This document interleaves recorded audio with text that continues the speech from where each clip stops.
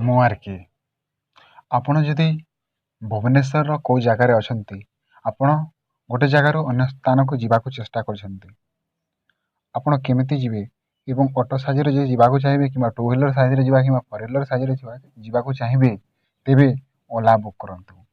ଓଲା କେମିତି ଆପଣଙ୍କର ମୋବାଇଲରେ ଇନଷ୍ଟଲ୍ କରିବେ, କେମିତି ବୁକ୍ କରିବେ, ସେ ବିଷୟରେ ଟୋଟାଲ୍ ପ୍ରୋସେସ୍ ମୁଁ କରୁଛି। ଦେଖନ୍ତୁ, ପ୍ରଥମେ ପ୍ଲେ ଷ୍ଟୋରକୁ ଓପନ୍ କରନ୍ତୁ। ପ୍ଲେ ଷ୍ଟୋରରେ ସର୍ଚ୍ଚ କରନ୍ତୁ ଓଲା। ଓଲା ଯେହେତୁ ଅଟୋ ବୁକିଂ କରୁଛନ୍ତି, ଅଟୋ କରନ୍ତୁ, ଓଲା ବୁକିଂ ଆପ୍ କରିଦିଅନ୍ତୁ। ଓଲା ବୁକିଂ କଲାପରେ ଦେଖନ୍ତୁ ଏଠାରେ ଅଛି, ଦେଖନ୍ତୁ ଅନେକ ଗୁଡ଼ିଏ ଓଲାର ଅଛି। ଦେଖନ୍ତୁ ଏଇ ଯେଉଁ ଓଲା ଲାଇଟ୍ ବି କରିପାରିବେ, ଓଲା ଲାଇଟ୍କୁ କ୍ଲିକ୍ କରନ୍ତୁ। କ୍ଲିକ୍ କଲା ପରେ ଏମିତିକୁ ଇନଷ୍ଟଲ୍ କରନ୍ତୁ। ଇନଷ୍ଟଲ୍ କଲା ପରେ ଆପଣ ଯେତେବେଳେ ଇନଷ୍ଟଲ୍ କରିବେ, ଡାଉନଲୋଡ଼୍ ହୋଇଗଲା ପରେ ଇନଷ୍ଟଲ୍ ହୋଇଯିବ। ଦେଖନ୍ତୁ ଏମିତି କରିସାରିଲା ପରେ ମୁଁ ଆଗରୁ କରିଥିଲି, ଦେଖନ୍ତୁ ଓଲା ଆସିଗଲା। ଏମିତି ଯେତେବେଳେ କରିସାରିବେ ନିଜ ମୋବାଇଲ୍ ନମ୍ବର ପୁରା କନଫର୍ମ ଲାଗିବ। କନଫର୍ମ ଯଦି ମୋବାଇଲ୍ ନମ୍ବର ଦେଇସାରିଲେ ଏଥର ନିଜର ନାଁ, ନିଜର ଆଡ୍ରେସ୍ ମାଗିବ, ଯାହା ଡାଟା ମାଗିବ ତାହା ଦେବେ। ଏମିତି ପେଜ୍ଟି ଓପନ୍ ହୋଇଯିବ। ପେଜ୍ଟି ଓପନ୍ ହୋଇଗଲା ପରେ ଦେଖନ୍ତୁ ଆପଣଙ୍କର ପ୍ରୋଫାଇଲ୍ ବି ବାହାରିଛି, ଆପଣଙ୍କର ମୋବାଇଲ୍ ନମ୍ବର ଦେବେ।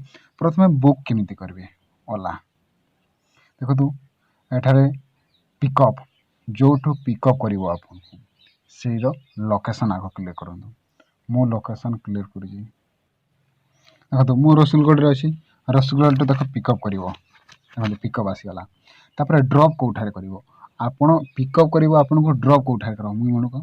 ମୁଁ କଳିଙ୍ଗ ଷ୍ଟାଡ଼ିୟମ୍ କରୁଛି। ଦେଖନ୍ତୁ କଳିଙ୍ଗ ଷ୍ଟାଡ଼ିୟମ୍କୁ ଯେଉଁଟା ବି କରନ୍ତୁ, ଆପଣ କଳିଙ୍ଗ ଷ୍ଟାଡ଼ିୟମ୍ ମୁଁ କରୁଛି। ଦେଖନ୍ତୁ କଳିଙ୍ଗ ଷ୍ଟାଡ଼ିୟମ୍ କଲା। ଆପଣ ଦେଖନ୍ତୁ ଅଟୋ କେତେ ଟଙ୍କା ପଡ଼ିବ। ଅଟୋ ପଡ଼ିବ ମାତ୍ର 83 ଟଙ୍କା। ମାଇକ୍ରୋ କାର୍ ଯେଉଁ ଅଛି ସେଇଟା ପଡ଼ିବ 135 ଟଙ୍କା। ବାଇକ୍ରେ ଯିବାକୁ ଚାହିଁଲେ 36 ଟଙ୍କା। ଏମିତି ବିଭିନ୍ନ ରେଟ୍ ଅଛି। ମୁଁ ଅଟୋ ସିଲେକ୍ଟ କରୁଛି। ଅଟୋ ଯେତେବେଳେ ସିଲେକ୍ଟ କରୁଛି, ଦେଖନ୍ତୁ ରାଇଟ୍ ନାଓ କରିଦେଲା ପରେ, ଏ ରାଇଟ୍ ନାଓ ଯେତେବେଳେ ଆପଣ କରିଦେବେ, ସେତେବେଳେ ଆପଣଙ୍କୁ ଗୋଟେ OTP ଶୋ କରିବ ଏବଂ ମୋବାଇଲ୍ ନମ୍ବର ଶୋ କରିବ। ଏବେ ମୁଁ କରୁନାହିଁ, କାହିଁ ଯାଉନାହିଁ, ଆପଣ ଶିଖନ୍ତୁ, ଜାଣନ୍ତୁ କେମିତି OTPଟି ଆସିବ। ଦେଖନ୍ତୁ ଯେତେବେଳେ ରାଇଟ୍ ନାଓ କରିବେ, ଆପଣ ଅନଲାଇନ୍ ମାଧ୍ୟମରେ ଦେଇପାରିବେ, ଅଫଲାଇନ୍ ମାଧ୍ୟମରେ। ଆପଣ ଅନଲାଇନ୍ରେ ଦେବାର ଦରକାର ନାହିଁ, ପଇସା ଯଦି ଅଛି ଦେବେ, ଦେବାର ଦରକାର ନାହିଁ। ଆପଣ ଅଫଲାଇନ୍ରେ ଦେବେ। କେମିତି ସେଇ ସର୍ଭିସଟି ଆସିବ, ଦେଖନ୍ତୁ ଏମିତି ଆସିବ। ଏମିତି ଯେତେବେଳେ OTP ଆସିବ, ଏଇ OTP ନମ୍ବରକୁ ଲେଖନ୍ତୁ। ଦେଖନ୍ତୁ OTP ମୋର ଅଛି, ଦେଖନ୍ତୁ ଗାଡ଼ି ନମ୍ବର ଅଛି, OTP ଅଛି।